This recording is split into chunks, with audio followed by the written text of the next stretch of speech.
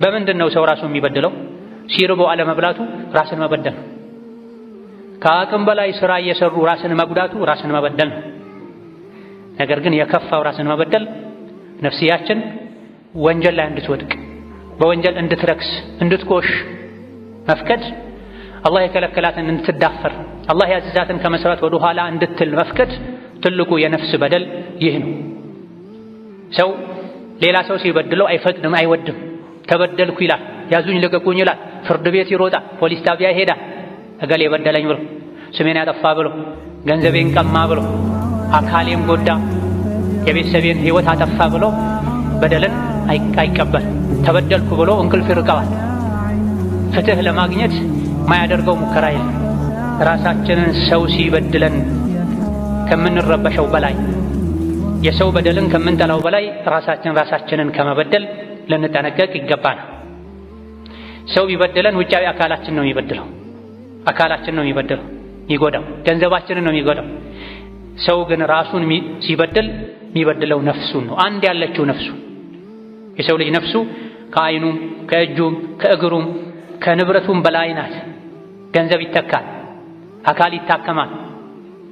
ትልቁ በደል ነፍስን መበደል ነው።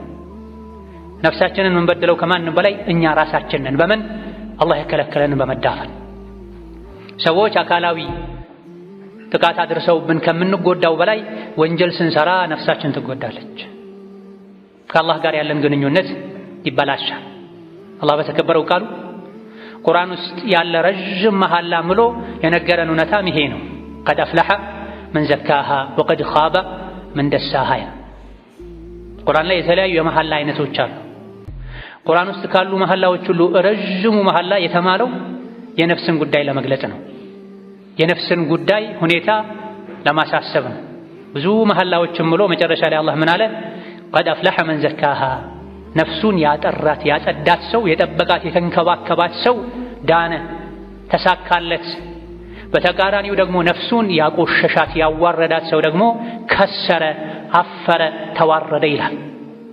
ቁርአን ውስጥ ከፋቲሃ እስከ ሱረቱ ናስ ብንቀራ ብናገላብጥ የነፍስን ጉዳይ ለመንገር ከተማለው የበለጠ ረዥም ተደጋጋሚ መሐላ የለም። አንድ መሐላ፣ ሁለት መሐላ፣ ሶስት መሐላ እናገኛለን ለአንድ ለትልቅ ጉዳይ ሁለት ሶስቴ ይምላል አላህ። ግን 10 አካባቢ መሐላዎችን ምሎ አላህ የነገረን ነገር ቢኖር ምንድነው? ነፍሱን ያጸዳት ሰው ዳነ፣ ትልቅ ሰው ሆነ፣ ያሰበው ተሳካለት። በተቃራኒው ደግሞ ነፍሱን ያቆሸሻት ያረከሳት ሰው ደግሞ ከሰረ፣ ተዋረደ ይላል። ነፍስ በምንድነው የምትቆሸው፣ የምታንሰው፣ የምትዋረደው? በወንጀል ነው፣ አላህን በማስቆጣት። ነፍስ በምንድነው የምትጠራው፣ የምትጸዳው፣ የምታድገው ከተባለ ደግሞ አላህን ተባረከ ወተዓላ በመታዘዝ መልእክተኛውን በመታዘዝ ኸይር ስራ በመስራት ከወንጀል በመራቅ ነው።